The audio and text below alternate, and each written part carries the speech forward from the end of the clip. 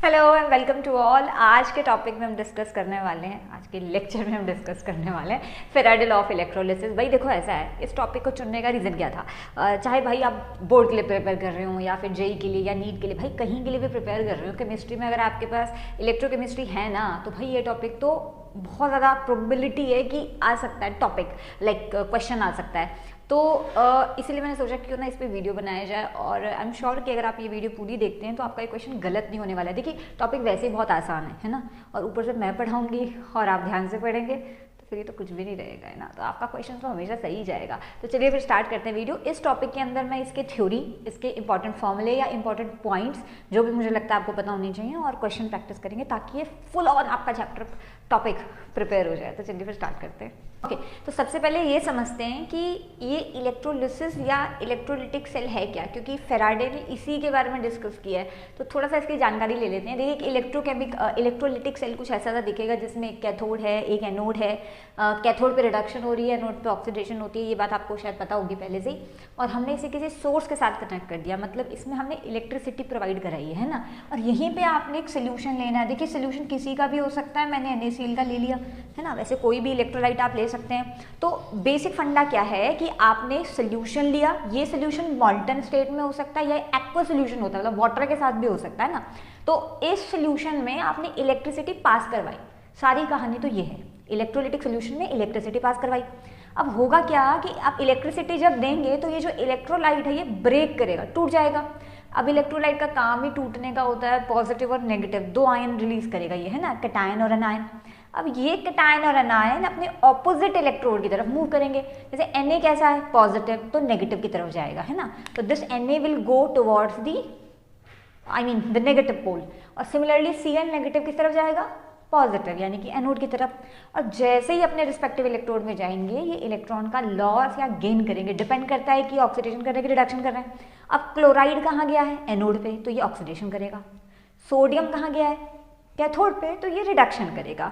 मतलब या तो इलेक्ट्रॉन लॉस करेंगे या गेन करेंगे और न्यूट्रलाइज हो जाएंगे, है ना। अब जैसे सोडियम जब न्यूट्रलाइज होगा, जैसे यहाँ पर अगर मैं सोडियम के बारे में बात करूं, तो सोडियम अपना एक इलेक्ट्रॉन गेन करेगा और बना देगा Na सॉलिड, और यही सॉलिड फिर यहाँ चिपक जाएगा, डिपॉजिट हो जाएगा। Same goes for the chlorine. तो फेराडे का रोल क्या है, लाइक फेराडे की एंट्री कब हो रही है? देखिए, हो क्या रहा है, जब आप इलेक्ट्रोलिटिक सोल्यूशन में इलेक्ट्रिसिटी पास करवा देते हैं, है ना, तो इवेंचुअली रिएक्शन हो जाता है, इलेक्ट्रॉन का लॉस और गेन होता है, और आपका जो मेटल है या जो भी है सब्सटेंस, वो डिपॉजिट हो जाता है। कहाँ डिपॉजिट हो जाता है? इन पोल्स पे, लाइक इलेक्ट्रोड्स बोलते हैं वैसे इसे। इन इलेक्ट्रोड्स पे आपका सब्सटेंस डिपॉजिट हो जाएगा, दिस गेट डिपॉजिट। अब यहाँ सवाल ये है कि भाई अगर मुझे 2 ग्राम सोडियम डिपॉजिट करना है, या मान लीजिए मुझे 2 किलो सोडियम डिपॉजिट करना है, तो मैं कितनी इलेक्ट्रिसिटी दूँ? 2 दिन तक दूँ, 2 घंटे दूँ, 4 घंटे दूँ? कितनी इलेक्ट्रिसिटी दूँ, कितने एम्पियर दूँ, कितना सेकेंड दूँ? यही बात फेराडे ने समझाई। क्या अब आप समझ गए होंगे कि फेराडे ने क्या बोला?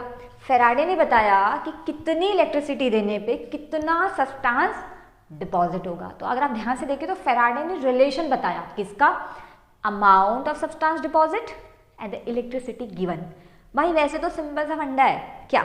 जितनी ज़्यादा इलेक्ट्रिसिटी दोगे उतना ज़्यादा सब्सटेंस डिपॉजिट होगा, पर ये इतना सिंपल भी नहीं है ना। तो देखिए फेराडे ने क्या बोला। फेराडे ने बोला क्या कि the amount of substance deposit is directly proportional to electricity given। Simple सी बात, इलेक्ट्रिसिटी पास, इलेक्ट्रिसिटी गिवन, भाई अंग्रेजी में जो मर्जी बना लो, ठीक है। अब वो अंग्रेजी में मैं ज़्यादा पढ़ती नहीं, इलेक्ट्रिसिटी पास्ट यानी कि जितनी ज़्यादा इलेक्ट्रिसिटी दोगे उतना ज़्यादा सब्सटेंस डिपॉजिट होता जाएगा। अब अगर आपको पता हो, पता होगा आपको कि अमाउंट इज ना बेसिकली मास, यानी कि ग्राम, किलोग्राम, है ना। यहाँ पे हम मास ग्राम में ले रहे हैं। अमाउंट डिपॉजिट को अगर मैं W लिख सकती हूँ कि भैया W जो है वो अमाउंट ऑफ सब्सटेंस डिपॉजिट है, और इलेक्ट्रिसिटी जो पास करी है वो Q है, मतलब Q amount of electricity pass करी। आई थिंक इलेक्ट्रिसिटी के लिए Q लगाते हैं, कूलम, है ना। तो Q मतलब इलेक्ट्रिसिटी गिवन और the pass electricity, and amount of substance deposit, कितना अमाउंट ऑफ सब्सटेंस डिपॉजिट हुआ उसको W कह रहा है। तो इन दोनों का रिलेशन यही होना चाहिए, क्या कि W is directly proportional to Q। अब भाई ऐसा है, फॉर्मूला कर रहे हैं तो प्रोपोर्शनैलिटी से तो न्यूमेरिकल निकलता नहीं है ना, प्रोपोर्शनैलिटी हटानी पड़ती है। तो यहीं पे प्रोपोर्शनैलिटी हटाकर हम लगा सकते हैं एक नया प्रोपोर्शनैलिटी कांस्टेंट, और इस प्रोपोर्शनैलिटी कांस्टेंट को हम लिखते हैं Z, है ना। तो it is basically W is equals to Z into Q, है ना। एक और बात भाई, यहाँ पे Q का मतलब क्या है, देखो W का तो मतलब है मास डिपॉजिट, मास किस में लेना है, ग्राम में लेना है। देखिए ये हम फिजिकल केमिस्ट्री पढ़ रहे हैं, मतलब क्लास 12th में सोल्यूशन, इलेक्ट्रोकेमिस्ट्री, काइनेटिक्स, ये फिजिकल केमिस्ट्री के चैप्टर हैं। और भाई ऐसा है, मैं आपको पहले क्लियर कर दूं कि फिजिकल केमिस्ट्री पढ़ने के लिए ना आपको सिंबल्स समझ आने चाहिए, सिंबल्स एंड यूनिट, इन्हीं का सब खेल है। सिंबल, किस सिंबल का क्या मीनिंग है, भाई आपने फॉर्मूला याद कर दिया कि WZ क्यों होता है, अता पता आपको है नहीं कि W क्या है, Z क्या है, Q क्या है, तो आपके सामने सब कुछ रखा होगा, आपका कभी क्वेश्चन नहीं निकलने वाला। इट मीन्स कि सिंबल जरूरी है और उनका यूनिट क्या चलना है, ग्राम चलना है, किलोग्राम चलना है, नैनोग्राम चलना है, angstrom I am sorry not angstrom, ठीक है, नैनोग्राम चलना है, क्या मिलीग्राम चलना है, तो ये भी पता होना चाहिए, है ना। तो W is equal to Z over into Q, जहाँ पे W का मतलब है मास डिपॉजिट, कितना मास डिपॉजिट हुआ, ग्राम में लेना आपने।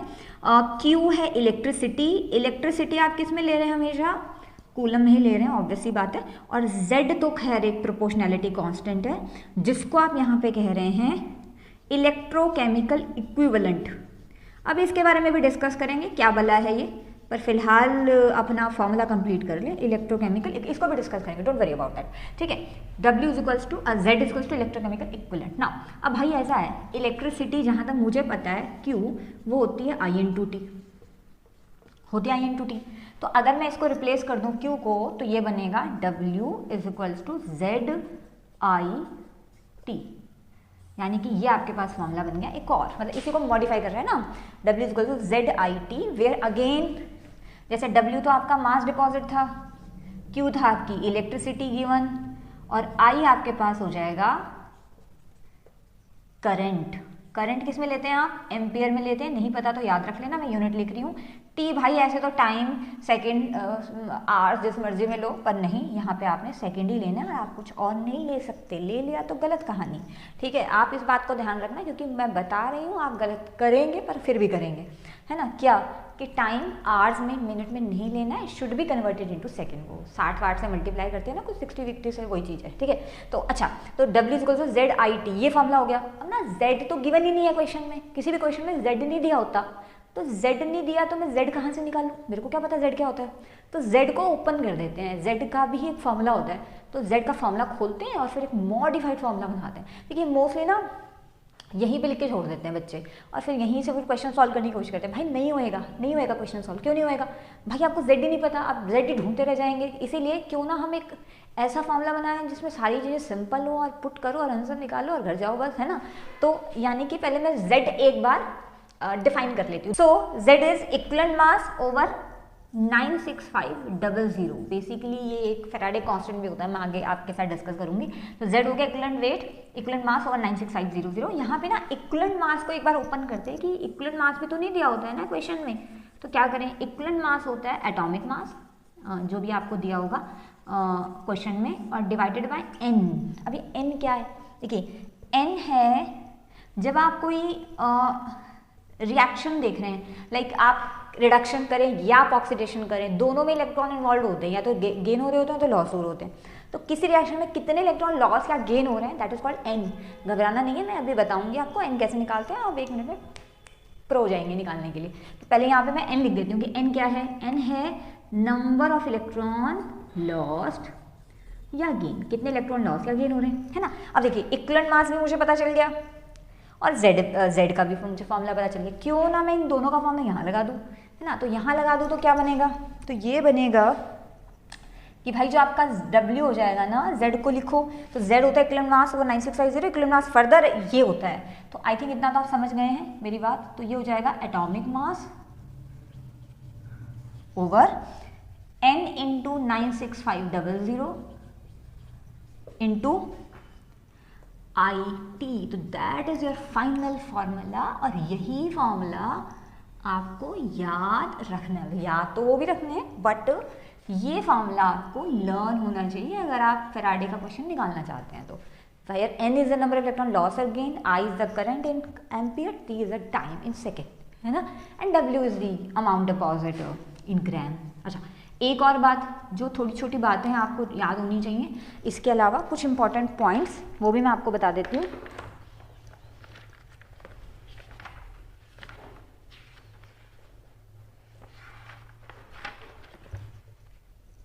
ओके, सबसे इंपॉर्टेंट पॉइंट, मतलब सबसे इंपॉर्टेंट तो नहीं पर काफ़ी इंपॉर्टेंट पॉइंट, क्या भाई, अगर आपको 1 मोल सब्सटेंस डिपॉजिट करना है, यहाँ तो मतलब आप कितना भी डिपॉजिट कर सकते हैं, ये फॉर्मूला तो परफेक्ट है ही, है ना, पर एक शॉर्टकट भी है हमारे पास। क्या शॉर्टकट है वो? Shortcut like short trick.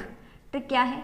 क्या, अगर आपको कोई 1 मोल सब्सटेंस डिपॉजिट करना है, जैसे 1 मोल एल्यूमिनियम, 1 मोल कैल्शियम, 1 मोल कॉपर या वटेवर, किसी का भी 1 मोल डिपॉजिट करना है, तो उसके लिए कितने फैराडे चाहिए? ठीक है, तो इसी का एक टॉप फॉर्मूला है, क्या, टू डिपॉजिट 1 मोल सब्सटेंस, किसी भी सब्सटेंस का 1 मोल डिपॉजिट करने के लिए हमेशा n फैराडे की रिक्वायरमेंट होती है, इतनी इलेक्ट्रिसिटी चाहिए। To deposit 1 mole substance, 1 mole substance deposit करने के लिए n फैराडे चाहिए। मैं इसको क्वेश्चन कराऊंगी तो आपको समझ आएगा मैं क्या कहना चाह रही हूँ। अब n क्या है? n वही है नंबर ऑफ इलेक्ट्रॉन लॉस और गेन, है ना, और f आपके पास हो जाता है, मैं यहाँ पे लिख देती हूँ again, f is Faraday constant and that is 96500 coulomb, that is a Faraday constant. तो nf जैसे n की वैल्यू 2 आ गई तो 2 फैराडे, 3 फैराडे, और फैराडे तो आप जानते हैं इस नंबर से आप मल्टीप्लाई कर लेंगे, है ना। तो एक तो ये आपको ये चीज़ याद रखनी है। दूसरी बात आपको याद रखनी है कि भाई ये फैराडे क्या है। देखिए फैराडे तो 96500 होता ही है, वो तो आप जानते ही हैं, है ना, पर 1 फैराडे एक्चुअली है क्या, ये आया कहाँ से 96500, क्या बला है? तो देखिए 1 फैराडे होता है the charge on 1 mole electron. 1 mole electron पे जो चार्ज होता है वो ऑलमोस्ट 1 फैराडे के इक्वल आता है। अब किसी भी 1 मोल का चार्ज कैसे निकालें? देखिए आपने 1 मोल इलेक्ट्रॉन का चार्ज निकालना है तो भाई दो बातें हैं, पहला ये तो 1 मोल होता कितना है, और दूसरा 1 इलेक्ट्रॉन का चार्ज कितना होता है। तो 1 चार्ज ऑन 1 मोल इलेक्ट्रॉन कैसे निकलेगा? इसके लिए आपको 1 मोल को चार्ज ऑन 1 इलेक्ट्रॉन से मल्टीप्लाई करना पड़ेगा। क्या बोला मैंने? 1 मोल को चार्ज ऑन 1 इलेक्ट्रॉन से मल्टीप्लाई करना पड़ेगा। बट इज 1 मोल, वही एवोगैड्रो नंबर आपका पुराना 6.022 × 10⁻23। हो सकता है इसके आगे भी कोई नंबर हो पर मेरे को इतना याद है। और चार्ज ऑन 1 मोल इलेक्ट्रॉन होता है 1.6 × 10⁻19। आई थिंक इतना काफ़ी है ना। तो यहाँ से आपका जो 1 फैराडे का वैल्यू आएगा that will be approximately equal to 96500। अब आप कैलकुलेटर करेंगे तो बोलेंगे भैया नहीं ये तो कम आ रही है 2-4 चीज़ें, हाँ कम आ रही है पर it is approximately equal to 96500 और हमें अप्रॉक्सीमेट वैल्यू ही लेना होता है। तो यहाँ से आपको समझ आया कि what is 1 Faraday. Okay now, अच्छा इसके अलावा मैं आपको थोड़ा समझा देती हूँ कि भाई n क्या चीज़ है, क्योंकि भाई n की कहानी, अगर आपने n गलत निकाला तो आपका गलत ही आने वाला आंसर नो मैटर व्हाट। तो how to calculate n, how to calculate n, देखिए बहुत ही सरल चीज़ है। आप वैसे ही आपको लग रहा होगा कि बहुत बड़ी बात है पर नहीं, n निकालना इज एक्चुअली वेरी इजी। क्या, देखो मान लीजिए कि आपने लिया EgNO3। देखिए पहले मैं आपको एक चीज़ बता दूँ कि ना कुछ पॉली एटॉमिक आयंस के चार्ज आप याद रख लो, चप्पा खत्म। क्या कि भाई सल्फेट होता है, सल्फेट पे कितना चार्ज होता है 2 माइनस होता है, बात खत्म। नाइट्रेट पे कितना होता है -1 होता है, और कौन था, कार्बोनेट पे कितना होता है 2 माइनस होता है, इनको याद ही रख लो। क्लोराइड पे कितना होता है -1 होता है, ठीक है ये याद रख लो। अब देखो EgNO3 जा रहा है Ag में, आपने Ag को डिपॉजिट करा ना, Ag में चेंज देखो NO3 में नहीं, है ना, तो आपने Ag पे फोकस करना है। पर याद करो NO3 पे कितना चार्ज है -1, तो भाई इस पूरे पे -1 है तो इस पूरे पे कितना होगा +1। और Ag क्योंकि अकेला है, किसी के साथ बॉन्ड नहीं बना रहे ना, अकेले का चार्ज हमेशा 0 होता है, like unless and not mention, अगर वो न्यूट्रल है तो 0। तो भाई एक बात बताओ, +1 से 0, n की वैल्यू कितनी आई 1, दैट्स इट, हो गया। अच्छा CuCl2 से कॉपर बन रहा है, सिंपल। क्लोराइड पे कितना चार्ज है -1, तो -1 तो इस पे है तो पे कितना हुआ -2 का अपोजिट +2। भाई रेडॉक्स के सिंपल ऑक्सीडेशन स्टेट है, आपको आई होप आपको रेडॉक्स रिएक्शन में ऑक्सीडेशन स्टेट निकालना आता हो, वरना वैसे मैंने बता दिया। n की वैल्यू हो गई 2, है ना। या फिर आप ले लीजिए निकल नाइट्रेट NiNO3 2, यहाँ से बन गया निकल। NO3 पे कितना चार्ज है -1, 2 NO3 पे कितना हुआ -2, इसका ऑपोजिट +2 और यहाँ पे 0, तो कितना आया इनका वैल्यू, अगेन 2 ही आया। वो बाई चांस 2 आ रहा है, ऐसा नहीं है कि 2 ही आता है ना। अच्छा, इसके अलावा मान लीजिए कि आपके पास है Al2O3, मैं बोल नहीं पा रही हूँ पर Al2O3 क्या बनाना है, Al बनाना है। देखिए जो सर के ऊपर लिखी होती है ना ऑक्सीडेशन स्टेट, वो पर एटम की ही होती है, तो घबराना नहीं है कि ये क्या 2 की हैं, नहीं, ये एल्यूमिनियम के ऊपर जो मैं ऑक्सीडेशन स्टेट लिखूंगी वो पर एटम ही होएगी, 2 की नहीं होएगी। 2 के लिए तो उसको मल्टीप्लाई करना पड़ेगा, तो 3 दूनी 6, 2 3 6 +3, और यहाँ तो एल्यूमिनियम 0 है, तो ये +3 एक एल्यूमिनियम के लिए, 2 के लिए नहीं, और आपको निकालनी भी 1 के लिए, n हमेशा 1 के लिए निकलता है ना। तो ये हो जाएगा n की वैल्यू 3। इस तरीके से आप n की वैल्यू कैलकुलेट कर सकते हैं। हम लोगों ने फैराडे लॉ के बारे में सब कुछ पढ़ लिया है, जितने फॉर्मूले यूज़ होने, जितने इंपॉर्टेंट पॉइंट यूज़ होने वो देख लिए हैं। अब टाइम आता है क्वेश्चन करने का, तो हम इसमें अलग अलग टाइप के क्वेश्चंस डिस्कस करेंगे और लास्ट में कुछ क्वेश्चंस मैं आपको DIY करने के लिए भी दूंगी, ठीक है। तो चलिए पहले कुछ क्वेश्चन प्रैक्टिस करते हैं। How much charge required for the reduction of this 1 mole of aluminium 3 positive to aluminium. देखो द थिंग इज कि चार्ज मतलब वो क्या कहना चाह रहा है, चार्ज का मतलब है वो कूलम्स ही पूछ रहा है कि कितने कूलम चाहिए होंगे। तो देखो एक तो होता है सिंपल सा ट्रिक, क्या कि किसी भी सब्सटेंस का 1 मोल डिपॉजिट करने के लिए हमेशा n फैराडे जितने इलेक्ट्रिसिटी या n फैराडे जितने कूलम्स चाहिए होते हैं, है ना। तो अगर मैं देखूं रिएक्शन, सबसे पहले रिएक्शन बनानी ज़रूरी है कि एल्यूमिनियम 3 पॉजिटिव किस में कन्वर्ट हो रहा है, एल्यूमिनियम 3 पॉजिटिव कन्वर्ट हो रहा है एल्यूमिनियम में, है ना। अच्छा, यहाँ पर अगर आप देखें तो 1 के लिए ले लेना, बिकॉज 1 मोल लिखा है तो 1 ही लिखा है हमने, ठीक है। अब एल्यूमिनियम पे तो 0 चार्ज है, तो n की वैल्यू कितनी आई, n की वैल्यू 3 आई, वेरी सिंपल। बेसिकली चार्ज क्या है, बेसिकली n क्या है, n है जो इलेक्ट्रॉन लॉस से गेन हो रहे हैं, तो 3 प्लस से 0 में गया होगा तो 3 इलेक्ट्रॉन का चेंज आया होगा, है ना। तो n की वैल्यू 3 है, और क्योंकि मुझे ट्रिक ऑलरेडी याद है, to deposit 1 mole for 1 mole substance हमेशा n फैराडे चाहिए होते हैं। n Faraday is basically the amount of electricity, यानी कि अमाउंट ऑफ कूलम, इतने कूलम चाहिए, है ना। अभी n कितना है 3, और फैराडे का वैल्यू होता है 96500, तो इतने कूलम्स मुझे चाहिए, मल्टीप्लाई आप खुद कर लेना, है ना। नेक्स्ट क्वेश्चन है 1 मोल MnO4 नेगेटिव से Mn2 पॉजिटिव बनाना है, तो मैं यहीं पे सॉल्व कर देती हूँ, है ना। देखिए -2 4 2 जा 8, यानी कि Mn कितना है +7, यहाँ पे +2 है तो +2 ही होगा, वो तो है ना, मोनोटॉमिक आयन है। तो n की वैल्यू कितनी हुई 7 2, कितने का चेंज है 5 का चेंज है, तो n वैल्यू 5 हुई। अगेन हमें ट्रिक याद है कि 1 मोल डिपॉजिट करने के लिए मुझे हमेशा n फैराडे चाहिए, यानी कि 5 फैराडे चाहिए according to the question, because मुझे 5 वैल्यू आ रहे हैं ना इनका, और फैराडे का वैल्यू पुट कर दें 96500 कूलम, तो मल्टीप्लाई करके सॉल्व कर लेते हैं, ये आपका आंसर हो जाएगा ना, वेरी सिंपल। तो just you have to check the number of electron loss और गेन, है ना। अच्छा, ये थोड़ा क्वेश्चन अलग है, हाउ मेनी कूलम्स रिक्वायर्ड। अब यहाँ पे ना 1 मोल नहीं लिखा, कह रहा है कितना रिक्वायर्ड है 90 ग्राम के लिए। मुझे तो 1 मोल का ट्रिक आता है ना, 90 ग्राम का थोड़ी आता है। तो इट्स वेरी सिंपल, मुझे मास दे रखा है, इंस्टेड ऑफ मोल मुझे गिवन मास दे रखा है, that is a given mass, पर मुझे तो मोल का ट्रिक आता है। तो भाई सिंपल सी बात है, साइड में मोल निकाल लो, मतलब mole given mass over molar mass, मतलब कि जो गिवन मास है और जो मोलर मास है ना। अब यहाँ पे चेंज ऑक्सीजन में आ रहा है, बिकॉज दोनों तरफ ऑक्सीजन है, तो गिवन मास हमारे पास कितना है 90 ग्राम। अच्छा सॉरी, यहाँ पे ऑक्सीडेशन वाटर की करनी है, सॉरी, तो यहाँ पे वाटर की ऑक्सीडेशन करनी है, 90 ग्राम वाटर के हैं, है ना, हाइड्रो ऑक्सीजन के नहीं है, तो वाटर का मास लिया जाएगा, दैट इज 18 ग्राम, है ना, that will B 5 moles, that is for water ना, है ना। ऑक्सीडेशन तो वाटर की करनी है ना, oxidation of water.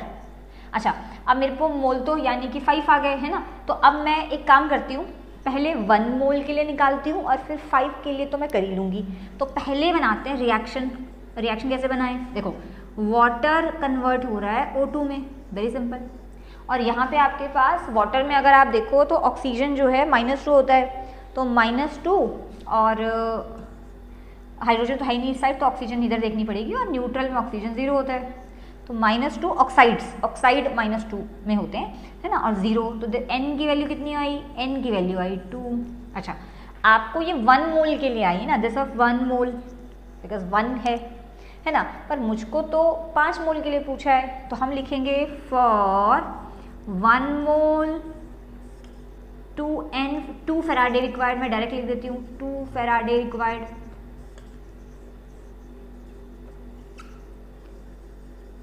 But how many moles we have, 5 moles. तो for 5 moles, for 5 moles 5 into 2 faraday which means 10 faraday required. अब उसने कूलम्स पूछे, वैसे तो फैराडे नहीं पूछे, तो फैराडे को ओपन करना पड़ेगा, यानी कि 10 into 96500 which is simply means 965000 Coulomb's, है ना। तो अगर मुझे मास दिया है इंस्टेड ऑफ मोल्स, तो मास को पहले मोल में, क्योंकि मुझे ट्रिक मोल का आता है, मुझे मास का नहीं आता है, तो मास को पहले मोल में कन्वर्ट कर लेते हैं, है ना। और उसके बाद फिर 1 मोल के लिए तो आप n फैराडे कर ही देंगे, और जितना मोल आया उससे आप मल्टीप्लाई करते जाओ, है ना। नाउ नेक्स्ट टाइम 965000, शायद दिख नहीं रहा होगा यहाँ पर बोर्ड में, बट इट इज 965000, वो आप खुद ही कर सकते हैं। चलिए जी, नेक्स्ट क्वेश्चन हमारे पास है, that is question number 3। Question number 3 है, ओके, क्वेश्चन स्क्रीन पे कहीं आ जाएगा, है ना। तो क्वेश्चन आप नोट कर लेना। क्वेश्चन है, a solution of copper sulphate electrolysed for 10 minute. ठीक है, मैं थोड़ा नीचे कर लिख देती हूँ। A solution of copper sulphate is electrolyse for 10 minute with a current of 1.5 ampere, but mass of copper deposit. देखिए क्वेश्चन में आपको बोला हुआ है कि एक सोल्यूशन है, ठीक है, कॉपर सल्फेट का है, ठीक है, 10 मिनट का टाइम है ना। तो मैं जो जो दे रखा है वो लिख देती हूँ। Time, question number 3, time 10 minute, और मुझे पता है मिनट में तो नहीं करना है, मेरे को तो सेकेंड में करना है, तो 10 into 60 सेकेंड हो जाएगा, ठीक है, with a current of 1.5 ampere. Ampere किसकी यूनिट होती है, करंट की यूनिट होती है ना। तो आई की वैल्यू दे रखी है ampere, sorry 1.5 ampere, I mean 1.5 ampere. अच्छा, but mass of copper deposit, molar mass आपको दे रखा है। देखो आपसे पूछा है मास डिपॉजिट कितना होगा। अच्छा, इसके अलावा मोलर मास आपको दे रखा है 63.5 ग्राम पर मोल। मास डिपॉजिट पूछा है। अच्छा, अब रिएक्शन बनानी ज़रूरी है, बिकॉज तभी तो एन आता है ना। तो भाई एक सिंपल सी बात है कि वैसे तो अगर आप देखें तो हमने जो फॉर्मूला याद करा है W का, the detailed formula, the bigger one, है ना, जो डिटेल्ड फार्मूला याद किया था, तो W क्या होता है, W होता है, क्या होता है, बिना देखे बताना है, नोट्स में नहीं देखना है। W होता है एटॉमिक मास। थोड़ा रिकॉल करने की कोशिश करो, मतलब ऐसे ना एकदम से झटपट से नोट नहीं खोल लेते कि अभी बताते हैं जी, पीछे से देख के बताते हैं। डोंट डू दिस, है ना। पहले आप थोड़ा सा रिकॉल करो, दिमाग पे जोर पाओ, है ना। ऐसे थोड़ी अगर आप बहुत इजीली नोट्स में से देख लेंगे, इधर उधर से देख लेंगे, तो आपने अपना मेहनत क्या किया, कुछ भी नहीं किया, फिर तो आपको कभी भी नहीं याद होएगा, है ना। तो हमेशा खुद को सोचने की कोशिश करनी है। एटॉमिक मास N96500 IT, यही तो हमारा फॉर्मूला है ना। अब यहाँ पर एटॉमिक मास मुझे दे रखा है, मोलर मास या एटॉमिक मास कुछ भी कह सकते हैं, दैट इज 63.5, तो लगा दो जी 63.5, 96500 होता ही है। आई की वैल्यू आपको आ जाएगी 1.5, और टाइम दे रखा है 600 सेकेंड। अच्छा, यहाँ पर अब रिएक्शन में n पता करना जरूरी है ना। इस सोल्यूशन ऑफ कॉपर सल्फेट का सोल्यूशन था, है ना, और डिपॉजिट किसको करा, कॉपर को करा, विच मीन्स कि रिएक्शन में कॉपर सल्फेट से कॉपर बन रहा है। अच्छा, कॉपर सल्फेट से कॉपर बन रहा है, कॉपर के अंदर चेंज देखते हैं कितना आ रहा है, तो कॉपर 0 और यहाँ पे +2, मैंने आपको भी बताया था सल्फेट -2 होता है। n वैल्यू कितनी है, 2 है, बस पुट कर दो, है ना, और यहाँ से आपका आंसर आ जाएगा, और आंसर आएगा 0.296। मैंने पहले कैलकुलेट करके रखा हुआ था, आप कैलकुलेटर से कर लेना, 0.296 आंसर आ जाएगा। तो वेरी सिंपल, बहुत सरल है, कुछ नहीं करना, चुपचाप फॉर्मूला लगा देना है, बात खत्म, है ना। चलिए अगला क्वेश्चन पढ़ते हैं। क्वेश्चन नंबर 4 क्वेश्चन है, number of Faraday required, sorry, question है how many electrons flow through a wire, how many electrons flow through a metallic wire of a current of 0.5 ampere is pass for 2 hours. Basically हो क्या रहा है, देखिए ध्यान समझना भैया, एक वायर है, ये वायर है ना, इस वायर में इलेक्ट्रॉन फ्लो कर रहे हैं, ठीक है जी, कर रहे होंगे, ठीक है। अच्छा, मुझे तो सिर्फ इसकी वैल्यूज देखनी है। आई की वैल्यू है 0.5 एम्पियर, है ना, और 2 आवर्स का टाइम है, तो बेसिकली टाइम 2 आवर्स है, तो इसका मतलब हुआ 2 × 60, है ना, 2 × 60 हो गया, 2 × 60 × 60 हुआ एक्चुअली, क्योंकि आवर्स है, मिनट नहीं है, तो ये भैया आपके पास टाइम हो गया, ये रहा। तो आई वैल्यू दे रखी है, टाइम दे रखा है, आपको पूछा how many electron flow through the metallic wire. देखो ध्यान से देखना, क्या देखो भाई इतना आपने आई और टी लगाया, अभी आई और टी को मिला के आप निकाल लेंगे Q which is total electricity. अब क्यू की यूनिट होती है कूलम्स, तो basically that is a total charge, है ना। तो क्यू क्या रिप्रेजेंट कर रहा है, टोटल चार्ज को रिप्रेजेंट कर रहा है। टोटल क्यू होता है आई इंटू टी, तो यहाँ से आपने टोटल चार्ज निकाल लिया, that is 0.5 into 2 into 60 into 60 and that is a total charge, है ना। तो टोटल चार्ज की जो वैल्यू आपके पास आएगी दैट इज 3600 कूलम। अब ध्यान से देखना कि भाई ये तो टोटल चार्ज है ना जो फ्लो कर रहा है वायर में। अब इलेक्ट्रॉन चार्ज कैरी करता है, ये आपको पता है, और इलेक्ट्रॉन का खुद का एक चार्ज होता है।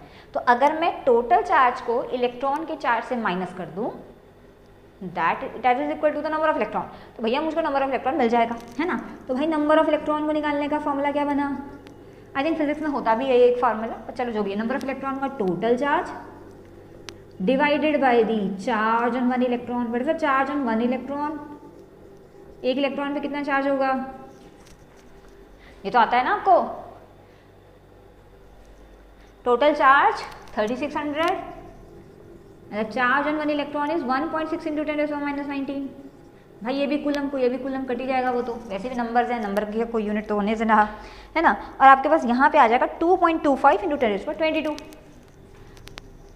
2.25 इंटू 10⁻22। मैं थोड़ा यहाँ लिख देती हूँ क्योंकि शायद जगह नहीं बची होगी। 2.25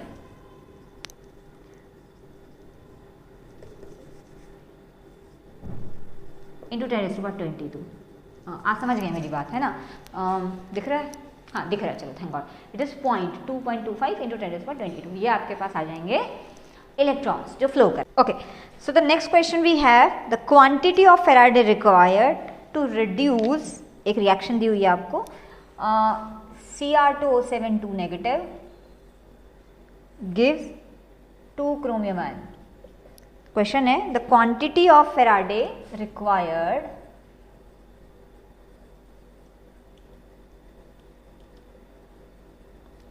to reduce 1 mole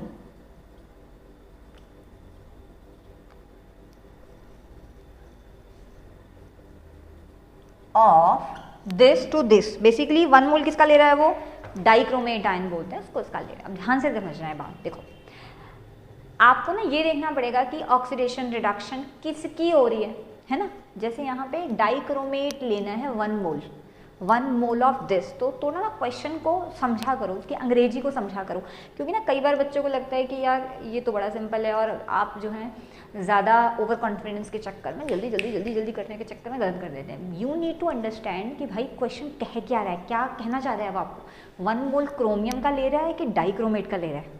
अगर वो क्रोमियम का ले रहा है तो इसको तो 1 कर देना है आपने, और फिर इस हिसाब से आयन इलेक्ट्रॉन निकालने हैं। पर इस बार वो 1 मोल क्रोमियम आयन का नहीं कह रहा है, 1 मोल वो इसका कह रहा है ना। अब देखो भाई अगर आप इसका 1 मोल ले लो डाइक्रोमेट का, तो ये ऑटोमेटिकली 2 बनेंगे। क्यों बनेंगे, क्योंकि डाइक्रोमेट के 1 मोल में, इस मॉलिक्यूल का जो 1 मोल है, इस आयन के 2 मोल में डाइक्रोमेट के 1 मोल में 1 मोल में 2 क्रोमियम आयन आ रहे हैं, समझ रहे हो बात। तो अब n निकालो, कैसे निकालोगे, तो देखो भाई ये होता है 6 और ये होता है 3, मतलब ये +3 हो गया ना। तो आपको लगेगा भाई 6 और 3, ये तो 3 हुए। नहीं, आपको समझना पड़ेगा कि 1 मोल में अगर देखो 6 से 3 तो 3 आ रहे हैं वैसे तो, मगर आपके पास 2 क्रोमियम है ना। या आप इसे ऐसे कर लो कि इसके 1 मोल में 2 क्रोमियम आते हैं, तो 6 दूनी 12, और यहाँ पे क्योंकि इसको बैलेंस करके ये बैलेंस किया आपने तो 6 आया, तो टोटल वैल्यू 6 आएगी। The change in electron will be 6। कैसे समझ आया हमें, दोबारा समझो। 1 मोल में 2 क्रोमियम आ रहे हैं, तो एक क्रोमियम पे +6 चार्ज है, तो 2 पे कितना हुआ 12, 6 दूनी 12, और जब ये 1 किया तो ये तो ऑटोमेटिकली 2 हुआ, बिकॉज एटम बैलेंस करने होते हैं दोनों तरफ। तो इसके 2 हुए, तो 3 दूनी 6, और 12 और 6 में 6 का फर्क आया, यानी कि 6 इलेक्ट्रॉन की इन्वॉल्वमेंट हुई। आप इसे चाहे ऐसे कर लो। तो कहने का मतलब ये है कि यहाँ n 6 आ रहा है ना। तो देखो n की वैल्यू तो आपके पास 6 आ गई। अब कह क्या रहा है, quantity of Faraday required to reduce 1 mole. अब ट्रिक लगा दो अपना, ट्रिक क्या है, ट्रिक है 1 मोल के लिए, फॉर 1 मोल हमेशा n फेराडे चाहिए, n फेराडे जितने फेराडे चाहिए, और यहाँ n की वैल्यू 6 आई, यानी कि आपको 6 फेराडे चाहिए। वेरी सिंपल, है ना। तो थोड़ा सा क्वेश्चन सिंपल ही होता है, बच्चे जो गलती करते हैं वो एन वैल्यू में गलती करते हैं, उनको समझ नहीं आता है कि 1 मोल किसका बोल रहा है, वो तो अंग्रेजी थोड़ा ध्यान से पढ़ना। चलिए जी, नेक्स्ट क्वेश्चन है, कह रहा है कि एक एसिडिक सोल्यूशन है डाइक्रोमेट का और उसको इलेक्ट्रोलाइज करा है 8 मिनट के लिए 2 एम्पियर करंट में। क्वेश्चन स्क्रीन पे आपका आ जाएगा, मैं डायरेक्ट क्वेश्चन लिख रही हूँ। Acidic solution of dichromate is electrolyse for 8 minute. ठीक है, मुझे यहाँ से एक बात समझ आ गई। अच्छा, रिएक्शन लिखा हुआ, मैं रिएक्शन लिख देती हूँ। Cr2O7 2 negative plus 14H positive plus 6 electron gives 2 chromium ion plus 7 water. अच्छा, यहाँ कह रहा है एक एसिडिक सोल्यूशन है डाइक्रोमेट का, इलेक्ट्रोलाइज करा है 8 मिनट के लिए, 2 एम्पियर का करंट है। The amount of chromium ion obtained was इतना, the efficiency of the process है। थोड़ा अलग क्वेश्चन है, मतलब वैसे तो सेम ही है, बस एक स्टेप एक्स्ट्रा है। तो देखो भाई, आप ये देखो कि आपको यहाँ से क्या नजर आ रहा है, आपको नजर आ रहा है 6 इलेक्ट्रॉन, तो आपको लगा 6 आ रहे हैं तो भाई एन की वैल्यू 6 होनी चाहिए। देखो इस बार क्रोमियम को ऑब्टेन करना है, मतलब क्रोमियम की बात हो रही है, डाइक्रोमेट की नहीं हो रही है ना। तो क्रोमियम को ऑब्टेन करने के लिए अब देखो, अगर आप ये देखो कि 6 इलेक्ट्रॉन किसके लिए आ रहे हैं, 2 मोल्स ऑफ क्रोमियम के लिए आ रहे हैं। ये 6 इलेक्ट्रॉन तो 2 मोल आ रहे हैं ना, 2 मोल ऑफ क्रोमियम के लिए आ रहे हैं। पर अगर आपको 1 मोल के लिए लिखना हो, देयरफॉर फॉर 1 मोल, तो भाई वो तो फिर 3 इलेक्ट्रॉन हुए ना, समझ रहे हो। ये जो 6 इलेक्ट्रॉन आ रहे हैं ये 2 क्रोमियम के लिए आ रहे हैं अकॉर्डिंग टू दी रिएक्शन में 2 मोल है क्रोमियम के। पर आपको क्वेश्चन में तो पर मोल के लिए पूछना है ना, तो 1 मोल के लिए तो 3 इलेक्ट्रॉन हुए, है ना। तो यहाँ पे n की वैल्यू आई 3। अच्छा, एक और बात, इसके अलावा आपको दे रखा है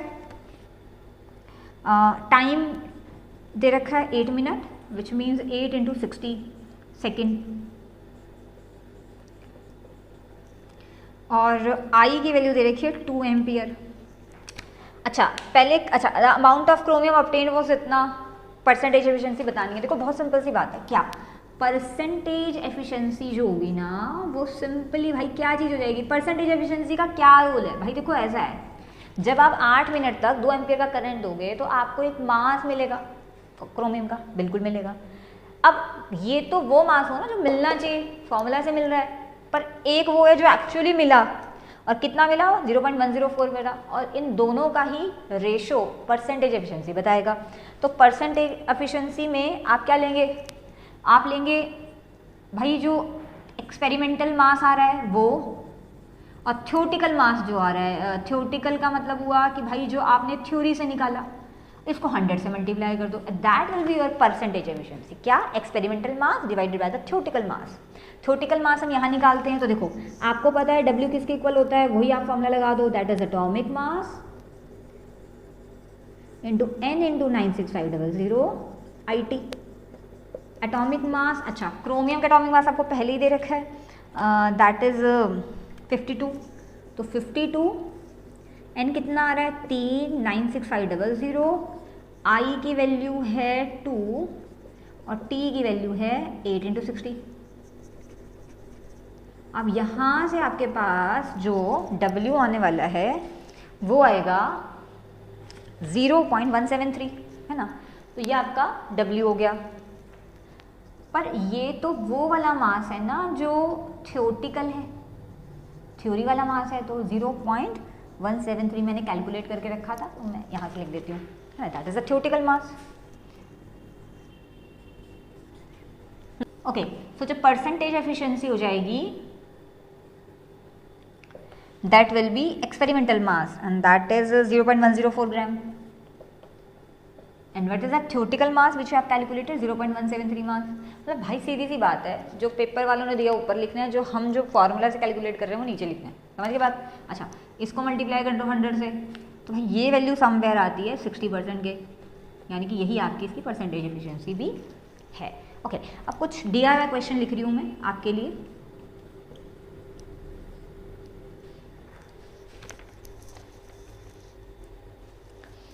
ये दो क्वेश्चन है DIY में जो आपने भी करने हैं, और फिर मुझे नीचे इनके कमेंट सेक्शन में आंसर बताने हैं।